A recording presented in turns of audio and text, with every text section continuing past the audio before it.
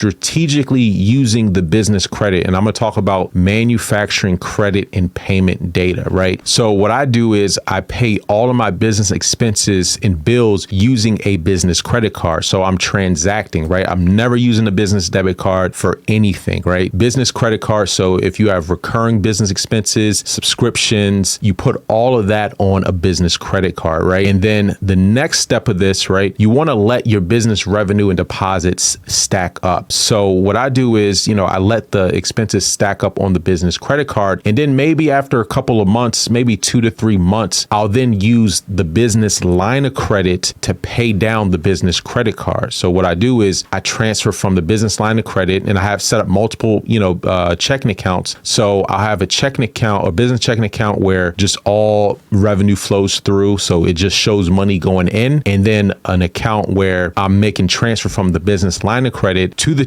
business checking account. And then from that business checking account, I'm using that one to pay down the business credit card or any other expenses that I might have. Let's say I'm planning on applying for additional credit down the road, right? You want to position yourself in the best possible way. And what I do is, I just have a revenue account that really just shows, revenue flowing in. It's not really showing deposits leaving, because you want to show high deposits, right? Month over month increases in your average daily balance. Some people say, don't keep any money in the bank. And I actually somewhat disagree to that, right? And I use what's called the bait and hook strategy, because one thing you have to realize is that banks work off the fractional reserve system, right? So banks can lend out a certain amount of money in relation to the deposits that they have. And so let's say, for example, you have $1,000 in your bank account. You're pretty much enabling the bank to lend your money out 10 times over. So if you put 1,000 in, the banks can lend out 10,000, or it actually might be more than that. So by you having money in the bank, you're positioning yourself as an asset to the bank. When you have money in the bank, you have what's called a bank rating. And so the bank rating looks at your average daily balance